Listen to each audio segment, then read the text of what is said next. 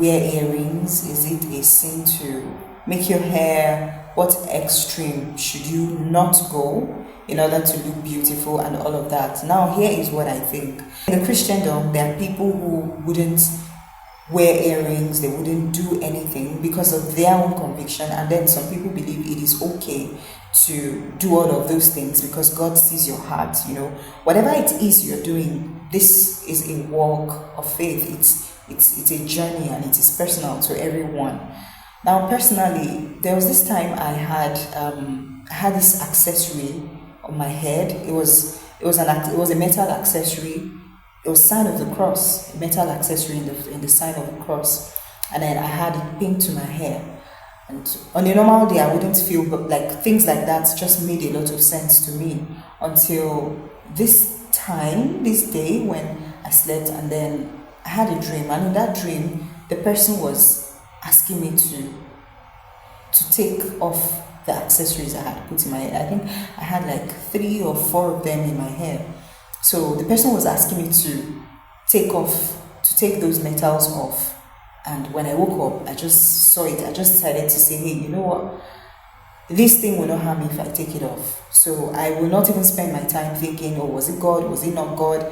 I'll just take it off. And since that time, I'm saying something that happened like in about 2 months ago, and since that time I have not had that thing on my hair again. Will I buy it again? No, that's it for me.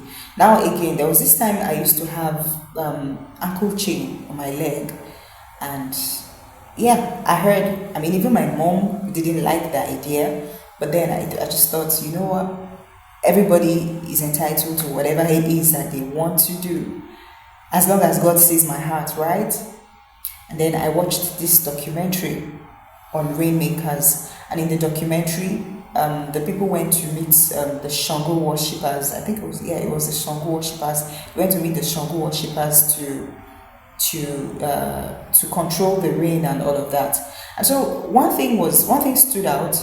Most of them, a lot of them had their hair braided, had nose piercing, had earrings, had even ankle chains and all of that.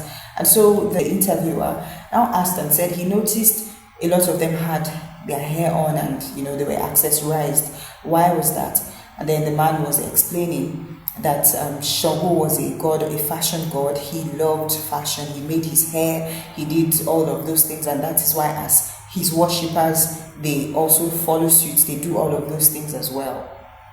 And that was the day my eyes just opened about that one, and I was like, you know what?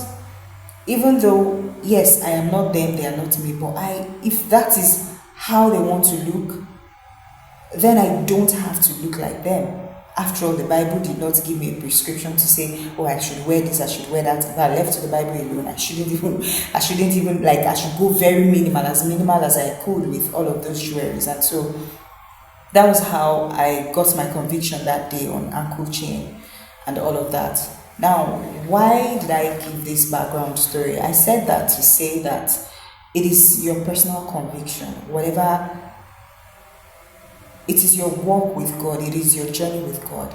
So whatever you feel impressed upon your heart, whatever you think God is telling you to do, then please do it. But I can assure you that whatever it is that the Lord is going to ask you to do is going to be something in the line of moderation. Now, moderation is not being on the extreme, on either extreme. You're not on the negative extreme, you're not on the positive extreme. You're just finding a balance in between. Personally, I just feel like, I will not encourage my daughter to put on wigs. Why? Not because I feel like it's a sin, or I feel like God is going to ask her out of heaven because she used wigs while she was on earth or anything, no. But because I believe that already we are fearfully and wonderfully made, regardless of whatever it is our insecurities are. Some time ago, I used to feel very insecure about my hairline because I thought, it was receding, or it was scanty actually. Though it's full, but because it's scanty, it looks like it's receding. So for a while, for a long time, for many years, I felt very insecure about it.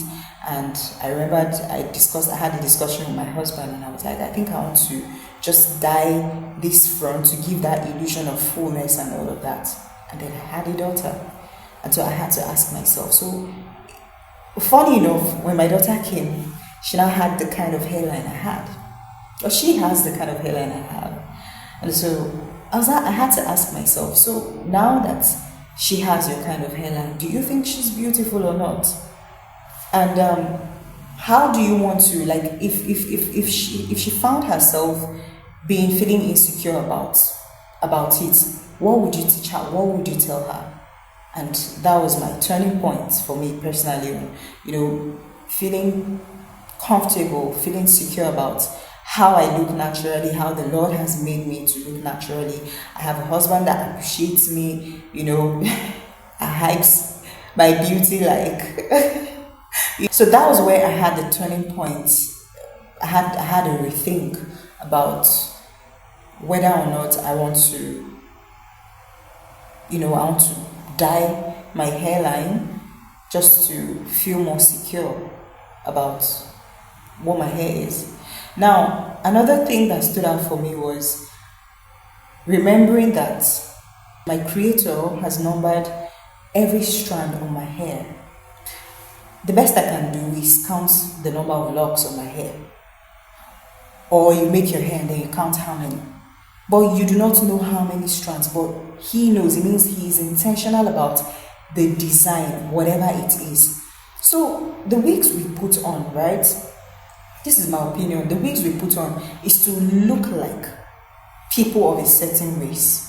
So what is wrong with embracing my own look, my own uniqueness? And people of the other race, do you find them really trying to imitate what you look like?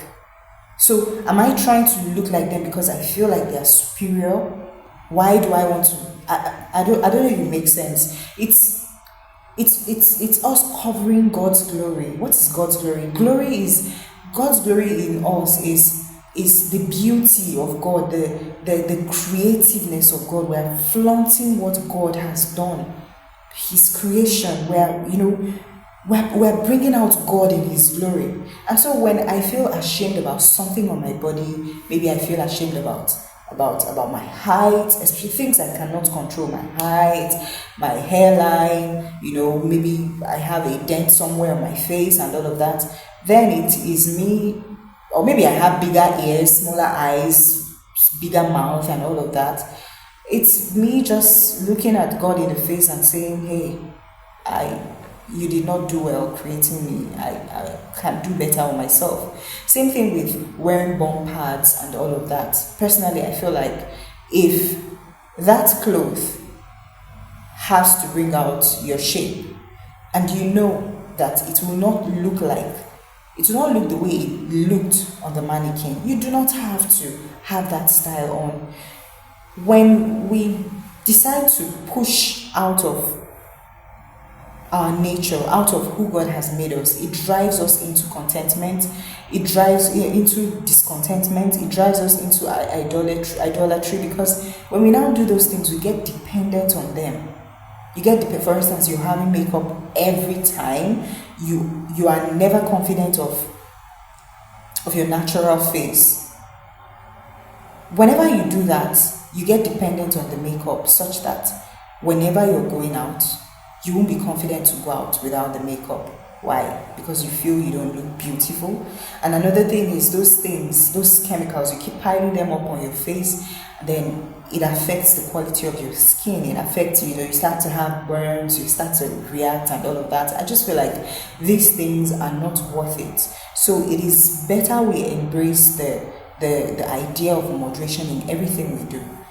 If you find that you are addicted to as little as eyeliner. Today I'm not wearing any eyeliner because recently I found out I am getting dependent on it to the point where when I don't wear my eyeliner, I mean black eyeliner, just black eyeliner. I'm not heavy on makeup, I'm not big on makeup, but sometimes I just want to do the barest I could do. I just put my eyeliner and my lip balm and then I go out. So I discovered recently that whenever I don't use my eyeliner, I feel like I look sick. Actually, I do look different whenever I do not use my eyeliner. And so I was now beginning to depend on that eyeliner to look better. That was when I knew, okay, it's time to actually step back with something as little as that eyeliner. So whenever you find out that you're getting dependent on an artificial beauty, then it is a sign that you need to, you have crossed the line. It's a sign that you have actually crossed the line and you need to retrace yourself back. You need to start to go minimal on the number of times you use those things until you get very confident on your natural face. As a matter of fact, that was actually what happened to me when I stopped doing makeup altogether. Not like I don't make up, I do makeup occasionally, but I have learned to just love my face, because at some point in my life I got so addicted to having makeup on my face that without having makeup on my face, I just feel like I don't look beautiful enough, or I go out and I feel intimidated when I'm amongst other people. I feel look better. So if you feel you're having this feeling, you can't do without this, you can't, then it's time for you to cut down. It's time for you to step back, because at the end of the day, these things, aside destroying your skin, right, excessive use of them destroy your skin, you just spend your money, which is actually not your money, God's money, on things that are unnecessary. For instance, why should you have up to 50 wigs? What are you doing with them? Well, for me,